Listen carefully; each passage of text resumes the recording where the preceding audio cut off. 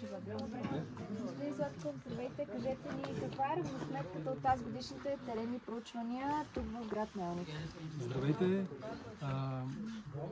Добри са, равносметката е добра. Тази година беше 4 седмици работихме с 18 работника и имаме доста добри резултати. Разкрихме голяма част от основния кораб на църквата. Имаме голямо количество средновековни стенописи. Успяхме да вдигне нашия реставратор с доста красиви лица на тях, на светци, от най-хубавите 14 век стенописи, които са рисувани най-вероятно от майстор, дошъл директно от Константинопол и Солун.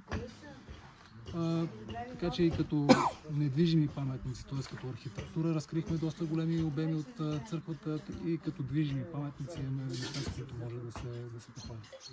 Няколко стенописа, но и няколко надгробни плочи са открити тук. Да, освен стенописите, открихме надгробни плочи от 18-ти, началото на 19 век, които говорят много за историята на града.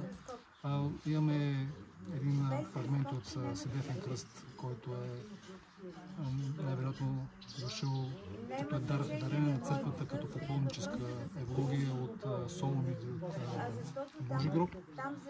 Така че това са все интересни артефакти, които ще бъдат според мен удоволствие за музея да ги покаже в един бъдещ момент. Господин Стоянов, кажете ни, община Сандански ще подаде ли ръка на такъв тип теренни проучвания, тъй като те се реализират тук единствено само по проект на Министерството на културата и не са ежегодни са, но единствено чрез кандидатстване?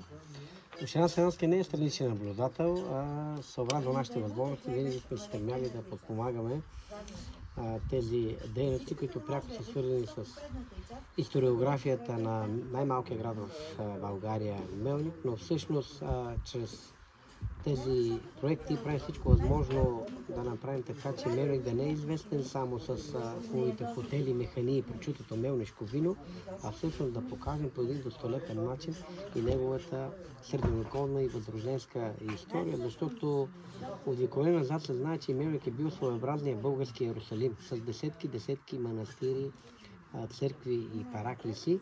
И това е пътят всъщност, чрез проекти, кандидатстване в фонд култура, през Министерство на културата, с подкрепата на община Сандански, разбира се, и с такива професионални археолози, като Методи Златков, като директора на нашия музей, наистина не само да си подаваме взаимно ръка, а да има и пряко измерение, практично измерение на тази дейност, която се прави в последния един месец.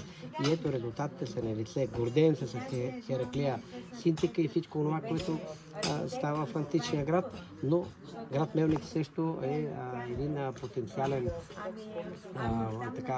едно потенциално богатство на археологически разкопки, които ще бъдат гордост за всеки българин, който обича и милее за историята в нашия град. Това убеден съм, че ще бъде с национално значение.